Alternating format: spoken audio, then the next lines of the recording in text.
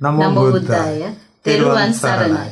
මම එස්.එම්. විජේවර්ධන. මම සුජාත විජේවර්ධන. අපේ පදිංචිය ලන්ඩන් නගරය තුලයි. අපි එංගලන්තයේ බැසිල්ඩන් මහමෙවුන අසපුවට ඉතා සමීපව කටයුතු කරන පවුලක්. ශ්‍රද්ධා රූපවාහිනී මාධ්‍ය ජාලයේ මෙහෙවන සියලුම ධර්ම දේශනාවලට අපි නිතරම සවන් දෙනවා.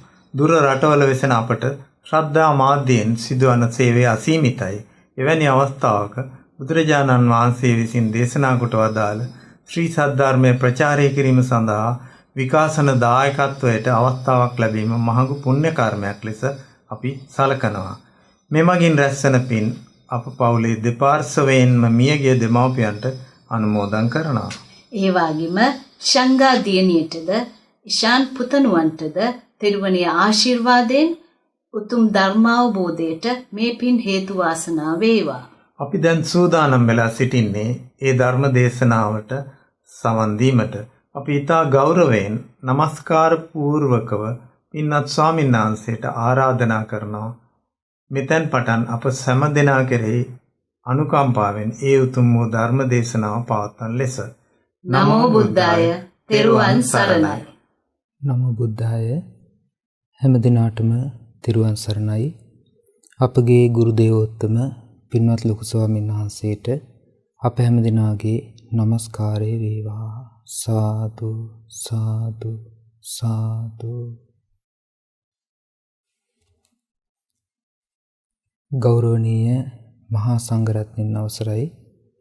සදහවත් පින්වත්නි, බුදුරජාණන් වහන්සේ නමක් මේ ලෝකේ සම්මා සම්බුද්ධත්වයට පත් වෙලා පරම ගම්බීර වූ ධර්මයක් මේ ලෝක සත්වයා කෙරෙහි මහා කරුණාවෙන් යුතුව දේශනා කරනවා. ඒ ධර්මය ප්‍රධාන වශයෙන් කොටස් 9කට බෙදලා ශාස්ත්‍රඥ වහන්සේ විසින්ම පින්වා දෙනවා. ඒකට කියනවා නවාංග ශාස්ත්‍රෝ ශාසනය කියලා. නවාංග ශාස්ත්‍රෝ ශාසනය ගැන ඔබ මීට කලින් අහලා ඇති කරුණු සුත්ත, ගෙය්‍ය, වේයාකරණ, ගාථා, උදාන, ඉතිඋත්තක, අභූත ධම්ම, වේදල්ල, ජාතක ආදී වශයෙන් මේ නවාංග ශාස්ත්‍රෝ ශාසනය බෙදෙනවා. නවාංග ශාස්ත්‍රෝ ශාසනය ගිහි පැවිදි ශ්‍රාවකයන් විසින් මනාකොට දැනගෙන තිබෙන්නට ඕනේ කියලයි භාග්‍යවතුන් වහන්සේ වදාළේ. ඒකට හේතුව තමයි මේ ලෝකයේ ධර්මයෙන් බැහැර වූ මතයන්, ධර්මයට පරිබාහිර වූ මතයන් ඛණ්ඩනය කිරීම පිණිසත්, ධර්මයේ ස්ථාපිත වීම පිණිසත්, ධර්මයේ බොහෝ කාලයක් ලෝකයේ තුල බැබලීම පිණිසත් හේතු වෙනවා මේ නවාංග ශාස්ත්‍රෝ ශාසනය බොහෝ දෙනා අතර ප්‍රචලිත වීම. දෙව් මිනිස් ලෝකයා නවාංග ශාස්ත්‍රෝ ශාසනය ඉගෙනගෙන ඒ දහම් කරුණු තුලින් තමන්ගේ ජීවිත අවබෝධය පිණිස කටයුතු කරනකොට ඒ තුල සිද්ධ වෙන්නේ බුද්ධ වචනය බොහෝ කල ලෝකෙහි පැවතීමයි. බුද්ධ වචනේ බොහෝ කල ලෝකෙහි පවතින දෙය සිද්ධ වෙන බව බුදුරජාණන් වහන්සේමයි දේශනා කළේ. මේ නවාංග ශාස්ත්‍රෝ ශාසනය ගිහි පැවිදි ශ්‍රාවකයන් විසින් දරා ගැනීම තුලින්. ඉතින් ඒ නිසා අපි විශාරද බවට පත් වෙන්න ඕනේ. මේ නවාංග ශාස්ත්‍රෝ ශාසනය කියන්නේ කුමක්ද? ඒ දහම් කරුණු කුමන ආකාරයෙන්ද භාග්‍යවතුන් වහන්සේ වදාළේ කියලා අපි මේ ධර්මයේ ගැන විශාරද බවට පත් වෙන්න ඕනේ. ඒ තුලින්ම තමයි කෙනෙකුට ධර්ම අවබෝධය පිණිසත් ඒ ධර්ම උපකාර කරගන්න ලැබෙන්නේ. ඒ නිසා අතීතයේ බොහෝ ගිහි පැවිදි ශ්‍රාවකින් ඒ ධර්මයේ කටපාඩමින් දරාගෙන හිටියා. ධර්මයේ අර්ථ නුවණින් විමසුවා.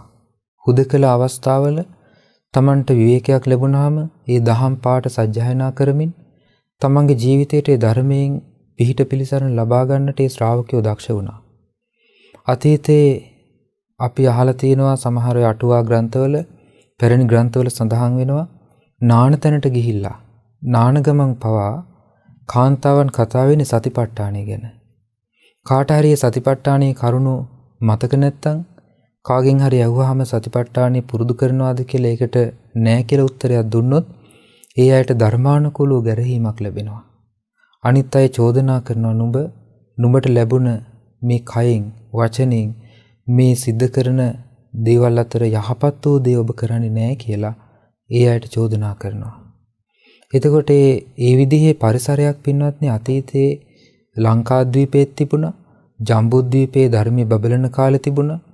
ලංකාද්වීපයේ ධර්මයේ පිහිටපු කාලේ ඒ උතුම් ධර්මයේ නිතර දැන කියාගෙන නිතර සජ්ජායනා කළ කටපාඩමින් දරා ගැනීම අතීත ලෝකයේ තිබිච්ච දෙයක්. වර්තමානයේ මිනිස්යාට මේ කාමයේ සොයාගෙන යන ගමනේදී කාමයටම තැන දීලා කාමයටම ගරු කරලා කාමයේම සොයාගෙන යාම මිසක් ඒ ධර්මයේ මතක තබා ගැනීමක් ගැන උවමනාවක් නැහැ. ධර්මයෙන් ලබන රැකවරණයක් ගැන උවමනාවක් නැහැ. ඒ නිසා බුදුරජාණන් වහන්සේලා ලෝකෙට පහළ වෙලා දේශනා කරන ධර්මය නොබෝ කලකින් මේ ලෝකෙන් අතුරුදහන් වෙලා යනවා. එයින් අපි මේ ලැබපු මනුෂ්‍ය ජීවිතයේ ඒ කාලය තුල ධර්මය අපි පුරුදු කරගත්තොත් අපේ ජීවිතයට ආරක්ෂාවක් උපකාරයක් ලබා ගන්නට පුළුවන්. ඒ නිසා අතීතයේ හිටිය වේලුකණ්ඨකී නන්දමාතාවාදී ඒ අනාගාමී ශ්‍රාවිකාවන් පාරායන වර්ග ආදී උතුම් ධර්ම කොටස් මතකේ රඳවාගෙන නිතර සජ්ජායනා කළා. ඒ වගේම චිත්ත ගෘහපතිතුමා ආදී ඒ ශ්‍රේෂ්ඨ ගිහි ශ්‍රාවකීන් ධර්ම අවබෝධය ලැබපු ශ්‍රාවකීන් නිතර භික්ෂුන් වහන්සේලා සමග පවා ධර්ම සාකච්ඡා කරමින් ධර්මයේ පිළිබඳව මනාකොට ඒ උත්තමයන් තුළ වැටහීමක් ඇති කරගෙන සිටියා. ඉතින් ඒ පිළිබඳව අතීත තොරතුරු වල සඳහන් වෙලා තියෙනවා. අතීතයේ විශාරද බවට පත් වෙලා හිටපු ගිහි ශ්‍රාවකීන් ඒ දහම් කරුණු මුල් කරගෙන වාද කරන්න ගියේ නැහැ. ධර්මය මතු කරන්න පුළුවන් තැනක් වෙයි නම් ඒ තැනදී ධර්මය මතු කරනවා. ධර්මයේ කියන්න සුදුසු කෙනෙක් Tamanට හම්බ වුණොත් තමන්ගේ ඥාතීන් වේවා, තමන්ගේ යහළු මිත්‍රයන් වේවා, තමන් ඇසුරු කරන වටපිටාවේ සිටින කෙනෙක් වේවා. ඒ ධර්මයේ කියන්න සුදුසු කෙනෙක් හම්බ වුණොත් විශාරදව ධර්මයේ කිව්වා. ධර්මය අවබෝධ කරන්න සුදුසුකම් උපදවා ගැනීමට උපදෙස් දුන්නා. ඒ වගේම ගුණධර්ම දියුණු කරගන්න ධර්මයේ උපකාරය ගිහි ශ්‍රාවකයන් විසින් අනිත් අයට ලබා දුන්නා. ඉතින් ඒ නිසා ඔබට මේ දහම් වැඩසටහන් මාලාවෙන් අපි බලාපොරොත්තු වෙන්නේ බුදුරජාණන් වහන්සේ වදාළ උතුම් පරම ගම්බීර දේශනා ඇතුළත් කුද්දක නිකායට අයිති සුත්ත නිපාතේ තිබෙන අටක වර්ගයේ දේශනා 16ක් ඇසුරින් දහම් කරුණු ටිකක් ඔබට පැහැදිලි කරලා දෙන්න. මේ දේශනා විශේෂයෙන්ම සඳහන් වෙලා තිබෙනවා ගාථා වශයෙන්. නවාංග ශාස්ත්‍රීය ශාසනයට අයිති ගාථා කියන කොටසට තමයි මේ සුත්ත නිපාතේ බොහෝ දේශනා ඇතුළත් වෙන්නේ, අයිති වෙන්නේ. ඒ ගාථාවල අර්ථය ගත්තාම ඊටාම ගැඹීර අර්ථයන්ගේ යුක්තයි. මේ දේශනා මාලාවට ඔබ සවන් දුන්නොත්, ඔබ මේ මනාකොට ශ්‍රවණය කළොත්, ඒ දේශනා තුළ විස්තර වෙන කරුණු අතිශයින්ම සියුම් වූ මේ සත්‍යාව නිවනට පමුණුවන, දුකෙන් නිදහස් කරන පරම ගැඹීර වූ ධර්මයක් බව ඔබට වටහා ගන්නට පුළුවන්කම ලැබේවි. විශේෂයෙන්ම අපි මේ සඳහා උපකාර කරගන්නේ බුද්ධ ජයන්ති පොත් වහන්සේලාගේ ඒ සුත්ත නිපාතය කියන කුද්දක නිකායට අයිති පොත් වහන්සේත්, ඒ වගේම අපගේ ගුරු දේවෝත්තම පින්වත් ලොකු ස්වාමීන් වහන්සේ විසින් සිංහලට පරිවර්තනය කරන ලද අපේ බුදු සමිඳු තවම වැඩ සිටි කියන මේ සුත්ත නිපාතය උතුම් ග්‍රන්ථ රත්නයත්, ඒ වගේම ඒ කුද්දක නිකායට අයිති මහා නිද්දේශපාලි, චුල්ල නිද්දේශපාලි කියලා සාරිපුත්ත මහරහතන් වහන්සේ ඒ සූත්‍රවලට කරපු විස්තරයත් ඇතුළත් මේ පොත් වහන්සේලා ඇසුරින් තමයි ඔබට මේ උතුම් බුද්ධ වචනය පැහැදිලි කරලා දෙන්නට අපි කල්පනා කරන්නේ. විශේෂයෙන්ම මේ සූත්‍රවල මේ සූත්‍ර 16හි ගාථා වශයෙන් තිබෙන දේශනා ඔබ ඉගෙන ගනිද්දී ඔබට තිබෙන්නට ඕනේ ධර්මයේ මනාකොට අහන්න පුළුවන් හැකියාවක්. ඔබ තුල තියෙන්නට ඕනේ කුසලතාවයක්. ඒ කුසලතාවය තමයි අභ්‍යන්තරික වූ යෝනිසෝ මනසිකාරයත් ඒ ධර්මයේ තුල තමන්ගේ ජීවිතේ පුරුදු පුහුණු වීම නම් වූ ධම්මානුධම්ම පටිපදාවත්. මේ කාරණා දෙක ඔබේ ජීවිතය තුල තිබුණොත් බාහිරින් ලැබෙන මේ සද්ධර්ම ශ්‍රවණයෙන් තමන්ගේ ජීවිතයට රැකවරණයක් ලබා ගන්නට පුළුවන්කම ලැබේවි. මිනිස්යාට මේ දෙසවන ලැබීමෙන් ලබන්න පුළුවන් වටිනාම දේ තමයි පින්වත්නි ධර්ම ශ්‍රවණය. ඒ වගේම තමන්ගේ මේ දැස් ලැබීමෙන් ලබන්න පුළුවන් උපරිම යහපත තමයි ශ්‍රමණයන් දැකීම, ධර්මයේ කියවන්න, ඒ ධර්මයේ තිබෙන පොත්පත් දිහා බලලා ඒ බුද්ධ වචනේ කියවන්න ලැබීම. ඒ වගේම ඔබ ලැබපු මනසින් මේ ජීවිතේ ඔබ මනස නම් වූ ඉන්ද්‍රියක් ලැබලා තිනවා. ඒ මනසින් ලැබෙන උතුම්ම ලාභය තමයි ඔබේ ජීවිතේට ඒ ධර්මයේ කල්පනා කරන්න පුළුවන් හැකියාව. ඒ ධර්මයේ සිහිපත් කරන්න පුළුවන් හැකියාව, ධර්මයේ අර්ථ නුවණින් විමසා තමන්ගේ ජීවිතයට ගලපා ගන්න පුළුවන් හැකියාව. ඒ වගේම ඔබ තමන්ගේ හිත ධර්මයේ තුල පුරුදු කරගත්තොත්, මේ දහම් කාරණා තුලින් රැකවරණයක් හදාගන්න ඔබ මහන්සි ගත්තොත්, ඒ සඳහා ඒ ගන්න මහන්සිය කිසිම දවසක අහක යන දෙයක් නෙමෙයි. මේ ධර්මයේ පුරුදු කරගන්නට ඔබ යම් කාලයක් කැප කරනවද සිත සංසිඳවා ගැනීමට, ඒ ධර්මයේ ශ්‍රවණය කිරීමට, ඒ කාලය ඔබට අහක යන අපත යන දෙයක් නෙමෙයි. හේතුව මේ බුද්ධ වචනේ කලාතුරකින් ඇහෙන දෙයක්. මේ බුද්ධ වචනේ ඊටාම දුර්ලභ දෙයක්.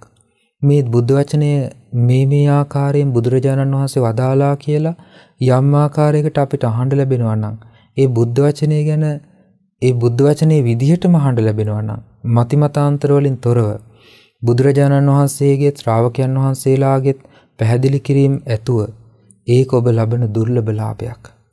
ඒක ඊටාම දුර්ලභ දෙයක්. මොකද මේ ලෝකේ වර්තමානයේ අපිට දකින්න ලැබෙන ස්වභාවය තමයි පින්වත්නි, නොඑක් මතිමතාන්තර ඔස්සේ තමන්ගේ අදහසම ප්‍රකට කරගෙන ලාභ සත්කාර අපේක්ෂාවෙන් ලාභ සත්කාරයේ දෙසම ගිජුව බලන ලෝකයක් වර්තමානයේ තියෙන්නේ.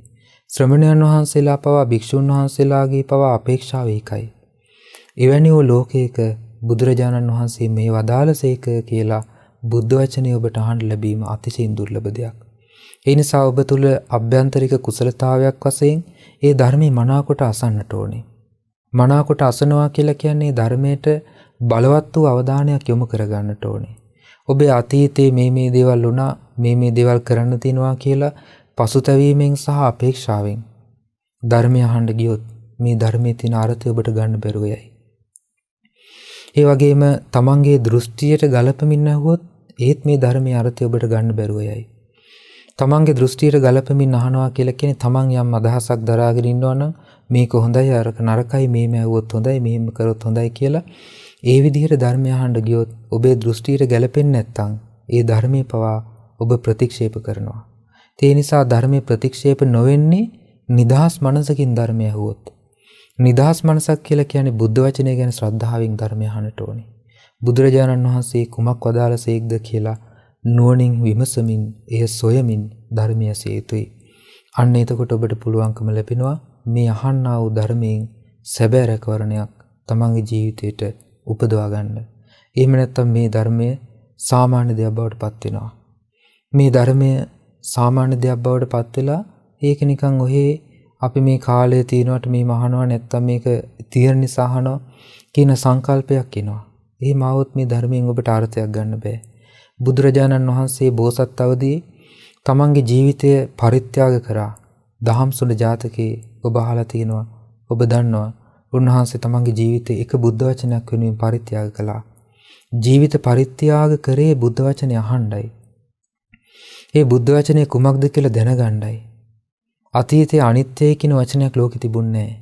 ඒ යුගයේ දහම්සොඬ රජුරෝ යකාට තමන්ගේ ජීවිතේ පරිත්‍යාග කළේ. ඒ යකාගේ කටට පැන්නේ මුළු ජීවිතේම අතහැරලා ඒ බුද්ධ වචනේ අහන අපේක්ෂාවෙන්. වර්තමාන ලෝකයේ මිනිසයාට කොයිතරම් බුද්ධ වචනය ඇහුණත් ඒක සාමාන්‍ය දෙයක්. ඒකට ගරු කිරීමක් නැහැ. ඒක තමන්ගේ හිතේ පිහිටුවා ගැනීමක් නැහැ. ඔහේ අහන්නම් වාලේ අහනවා. ඒක කියවන්නම් වාලේ ඔහේ කියවනවා. ඒ වැනි වූ දුර්වල ස්වභාවයකින් ධර්මය අහන්න ගියොත් ඔබේ මනසේ ධර්මයක් පිහිටන්නේ නැහැ පින්වත්නි. ඒ ධර්මයේ පිහිටන්න නම් ඔබේ කියන වචනේ අර්ථය නුවණින් විමසමින් අහන්නට ඕනේ. ඒ කියන වේගයට අනුව ඔබේ මනසේ වේගය සකස් කර ගන්නට ඕනේ. ඒ වගේම අතීතය අනාගතය ගැන අපේක්ෂාවෙන් තොරව, පසුතැවීමෙන් තොරව ධර්මය අහන්නට ඕනේ. ඒකට කියනවා සුසුසති. ඒ වගේම සෝතං ඕදහති. මනාකොට කන් යොමු කරගන්න ඕනේ. බාහිර ශබ්ද ඇහෙනවා. නමුත් බාහිර ශබ්දයට වඩා මේ ධර්මයේ උතුම් දෙයක්, ශ්‍රේෂ්ඨ දෙයක් කියලා ඒ ධර්මයේ ඇසීම පිණිස මනාකොට කන් යොමු කරගන්නේ, අවධානය බලවත් යොමු කරගන්නේ ඔබට ඇහෙන දහම් කරුණටයි. ඒ වගේම අට්ඨීකත්වා මානසිකත්වා අර්ථය සිහි කරන්නට ඕනේ. අර්ථය සිහි කරනවා කියලා කියන්නේ ඔබට ඇහෙනේ දහම් කරුණේ වේගයට ඔබේ මනස හසුරවන්නට ඕනේ. ඒ සඳහා ඕනේ කරනවා සැබවින්ම ධර්මඥානයක්. කෙනෙකුට ධර්මයේ අර්ථය තේරෙන්නේ නැත්නම් අපි හිතමු සූත්‍රයක් අපි අහගෙන යනකොට ඒ සූත්‍රයේ තියෙන කාරණා අපිට අතපසු වෙනවා. අපි ඒ කාරණාව කල්පනා කරන්න ගියාට පස්සේ සමහරවිට තව ඉස්සරහට ඒ සූත්‍රය කියාගෙන ගිහිලා දේශකයන් වහන්සේ ඔබ තාම මග ඒ ස්වභාවය ඇති වෙන්නේ ඔබට ධර්මඥානයක් නැති නිසා. ඒ ධර්මඥානය ඇති කරගන්න ඔබේ උනන්දුව තියෙන්නට ඕනේ.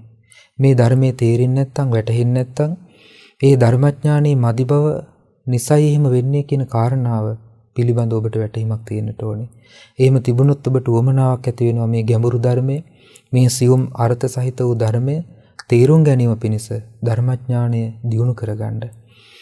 ඒ විදිහට අට්ඨීකත්වා මානසිකත්වා මෙනෙහි කරන්නේ ඒ බුද්ධ වචනයට අදාළ වූ කරුණු පමණයි. මෙනෙහි කරන්නේ නැහැ බාහිර දේවල්. අතීතයේ සිදුවෙච්ච දේවල් නිසා පසුතැවීම නම් වූ කාරණා මුල් කරගත් මෙනෙහි කිරීම නැහැ. ධර්මය අසද්දී අනාගතයේ මොනවද කරන්නේ කියලා අනාගතය ගැන මෙනෙහි කිරීම නැහැ. ඊළඟට බාහිරින් ඇහෙන ශබ්ද, හඬ, එහෙම නැත්නම් අරමුණු මේවා ගැන මෙනෙහි කිරීමක් නැහැ. මානසිකාරය කරන්නේ අහන දහම් කරුණ පමණයි. ඒ දහම් කරුණ ඇසෙන වේගයට අනුව තමන්ගේ මානසිකාරය සකස් කරගන්නවා. ඒකට කියනවා මානසිකත්වා. ඊළඟට සබ්බ චේතසෝ සමන්නාහරිත්වා මුළු හිතම ඒ දහම් කරුණටම යොමු කරගෙන වාසය කරන්නේ. අහන්නේ ධර්මයේ. ඒ දහම් කරුණ තමන්ගේ ජීවිතයට ගලපමින් අසන්නේ. තමන්ගේ ජීවිතයේ මේ ගුණය තියෙනවද? මේ ප්‍රකාශ කරන කාරණාව තමන්ට මෙනෙහි කරගන්න පුළුවන්ද? මේ කියන්නා වූ අකුසලයේ තමන් තුළ තිබේද? එහෙමනම් ඒ අකුසලයේ ප්‍රහාණය කළ යුතුයි. මේ කියන්නා වූ කුසලයේ තමන් තුළ තියෙනවද? එහෙමනම් ඒ කුසලය උපදවා ගත යුතුයි.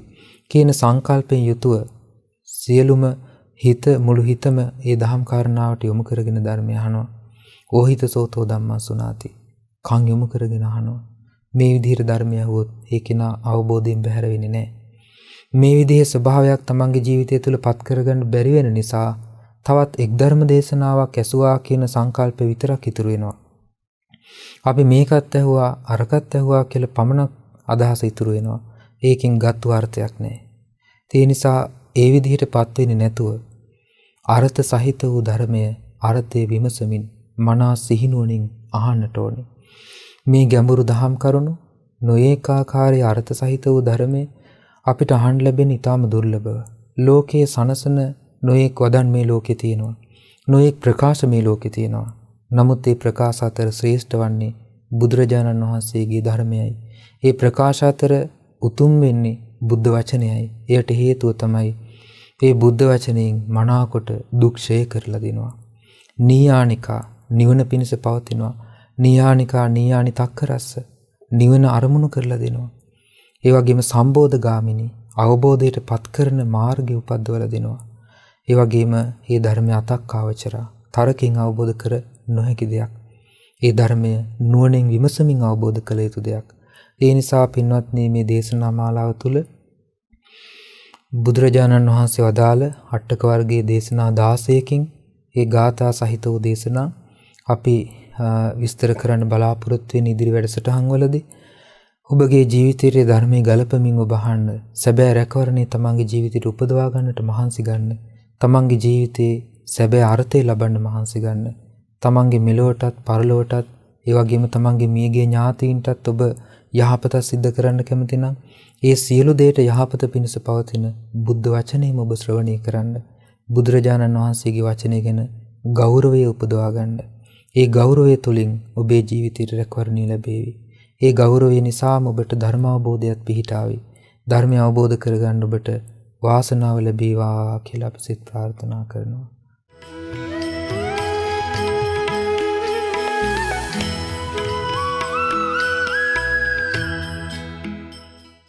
අද දවසේ මේ උතුම් සදහම් දේශනෙහි දායකත්වයේ දරනු ලබන්නේ එංගලන්තයේ පදිංචි පින්වත් එස්.එම්.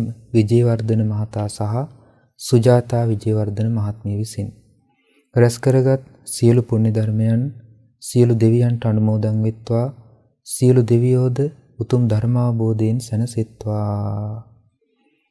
ඒ වගේම අපගේ ගුරු දේවෝත්තම පින්වත් ලොකු ස්වාමීන් වහන්සේට මේ සියලු පින් අනුමෝදන් වෙත්වා. නිදුක් වේවා, නිරෝගී වේවා, සුවපත් වේවා.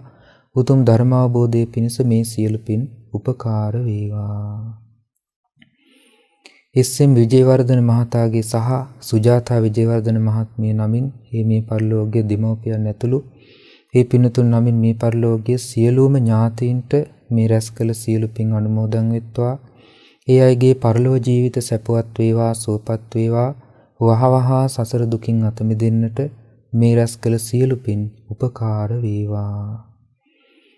ඒ වගේම මේ පින්තුන්ගේ පවුල්වලේ සියලුම දූ දරුවන්, වැඩිහිටියන්, ලංකාවේ සිටින ඥාතීන්, හිතවතුන් ඇතුළු මේ පින්කම සඳහා සම්බන්ධ වුණු උපකාර කළ හැම දිනාටත්, ඒ වගේම මහමෙවුනා වාසී සියලුම ස්වාමින් වහන්සේලාට, අනගාരികා මෑණියන් වහන්සේලාට, ඒ වගේම පැවිදි අපේක්ෂක දූ දරුවන්, ඒ වගේම ශ්‍රද්ධා කාර්ය මණ්ඩලයේ පින්තුන් හැම දිනාටමත්, ඒ වගේම ශ්‍රද්ධා මාසික ධර්ම දාන සමාජිකත්වයේ දරණේ පින්තුන් හැම දිනාටමත්, ඒ වගේම නන් අයුරින් උපකාර කළ සියලු දිනාටමත් මේ පින් අනුමෝදන් වෙලා හැම දිනාටම සියලු යහපත සැලසේවා.